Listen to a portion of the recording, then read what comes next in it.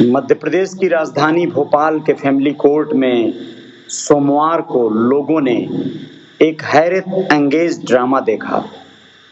जी हाँ, एक पति पत्नी जो अपने तलाक के लिए दूसरी काउंसलिंग हेतु आए हुए थे, उन लोगों ने काउंसलर के समक्ष ही एक ऐसा ड्रामा, एक ऐसी सनसनीखेज वार्तालाप किया आपस में कि उसे सुनकर जो भी लोग वहां पर थे वो अवाक रह गए। कुछ ही देर में वो चीखने लगी, चिल्लाने लगी अपने पति पर, जिसे वो तलाक तो देना चाहती थी लेकिन हर्जाना लेना चाहती थी। वह युवक जो कह रहा था कि मैं बीमार हूं, 4 वर्षों से मुझे कैंसर है, मैं कैसे चलाऊं तुम्हारा खर्चा। तो उसने कहा चलाना पड़ेगा, चाहे जैसे चलाओ, तुम अपना शरीर बेच के चलाओ लेकिन चलाना पड़ेगा। उसने कहा कौन खरीदेगा मेरा शरीर, और मेरे शरीर में क्या है जो कोई खरीदेगा। तो उसने कहा चाहे जो भी है, कुछ तो होगा, कुछ भी करो लेकिन तुम मुझे पैसे दो, मैं इसके बगैर नहीं रह सकती, पैसे के बगैर नहीं चल सकता। फिर आगे बात बढ़ी, उसने कहा तुम ही बताओ मैं क्या करूं। तो उसकी पत्नी ने कहा तुम अपनी किडनी बेच दो। तो पति ने कहा कि किडनी बिकती कहाँ है। उसने कहा चलो मैं बिचवा देती हूँ, 2 घंटे में बिचवा दूंगी, चलो गाड़ी पे बैठो। उठ के खड़ा हुआ, फिर बैठ गया। वो बोली नाटक करते हो, कैंसर के मरीज 4 दिन 4 महीने भी नहीं बचते और तुम 4 साल से जिंदा हो, तुम्हें पैसे देने ही होंगे, चाहे कुछ भी करके दो। वो भाव को उठा, फिर मामले को पूरे विस्तार से जान लीजिए। भोपाल का रहने वाला वो युवक विगत 4 साल से बीमार है। उसका कहना है कि उसे कैंसर है। उसने काउंसलर आदि को, जो कोर्ट में मामला चल रहा है फैमिली कोर्ट में, उसमें भी उसने यही बताया है और उसकी रिपोर्ट भी जमा किया है। उसे कैंसर है, वो ऐसा कहता है, और 4 साल पहले वो अपना काम धंधा करके अपने परिवार का भरण पोषण कर रहा था।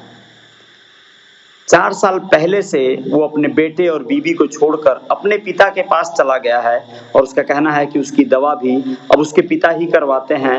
वो कुछ करने के लायक नहीं है, बस किसी तरह अपनी जिंदगी को काट रहा है। उसकी पत्नी चीख रही थी, कह रही थी कि तुम तो अपना काट लोगे, हमारा क्या होगा। आप सबको क्या लगता है, उसकी पत्नी गलत थी? मेरा मानना है कि न वो पति गलत है न वो पत्नी गलत है, उनके हालात ही बहुत बुरे हो गए हैं। ऐसे में कोई भी पत्नी सोच कर देखिए, वह युवक जो बीमार पड़ा, कैंसर हो गया, तो अपने पिता के पास चला गया। उसके पिता जो बुजुर्ग भले हो गए होंगे या जो भी जिस भी उम्र अवस्था में होंगे, उसकी दवा करवा रहे हैं, उसे कम से कम जिंदा रखे हैं। लेकिन यदि उसका जो बेटा है, जिसको वो माँ लेकर किसी तरह से 4 साल से गुजारा कर रही है, उसे कुछ हो गया तो वो कहाँ जाएगा, वो किसे अपनी बात कहेगा। उसको भी तो एक पिता की जरूरत है। ऐसे में वो पत्नी का चीखना, उसका धैर्य खो देना, इसमें कोई बुराई ही नहीं है, कोई गलत ही नहीं है, वो भी अपनी जगह सही है। आखिर वो किससे कहेगी, शादी तुमसे हुई है तो किससे अपनी व्यथा कहेगी, अपनी बात किससे कहेगी। हाँ, अगर उसके मन में कुछ योजनाएं चल रही हैं, कोई और बात चल रही है, तो ये बात दिगर है। लेकिन इससे यही प्रतीत होता है कि बेटियों को स्वावलंबी बनाने की जरूरत है, बेटियों को आत्मनिर्भर बनाने की जरूरत है, वरना वो आश्रित रहेंगी किसी और पर, अपने पति पर। और ऐसे ही उनका जीवन, सोचिए अगर कोई एक कैजुअलिटी हो जाए तो फिर उनका जीवन एकदम बद से बदतर हो जाता है। वो बेबस हो जाती हैं, मजबूर हो जाती हैं, न जाने उनके साथ क्या क्या हादसे होते हैं। तो ऐसे में बस ये समझ लीजिए कि वहाँ पर जो कुछ भी हुआ, वो कह रही थी कि तुम अपने शरीर के अंग बेच दो, किडनी बेच दो, कोई ऐसे जिंदा रहता है क्या। सोचिए ये सुनने वालों को कितना ऑड लगा होगा। आप सब में से भी बहुत सारे दोस्त मित्र होंगे जिनको ऐसा लग रहा होगा कि वो औरत बहुत बेकार है, अपने पति के साथ कहाँ कोई ऐसा करता है, उसे तो उसका साथ देना चाहिए। बिल्कुल सही हैं आप लोग, लेकिन सोच कर देखिए कई बार कई परिस्थितियों में ऐसा शायद न हो पाए। इसलिए आप सबको भी बहुत ज़रूरत है, बहुत ज़रूरी है कि समय रहते अपने बच्चों के लिए बहुत सारी जिम्मेदारियों का निर्वहन करना होगा, वरना अगर कोई हादसे होंगे तो वो बस किसी और के नहीं रहेंगे। बहुत भावुक करने वाला वो क्षण था, बहुत विचलित करने वाला वो क्षण था, जब ये सब हो रहा था फैमिली कोर्ट में भोपाल में।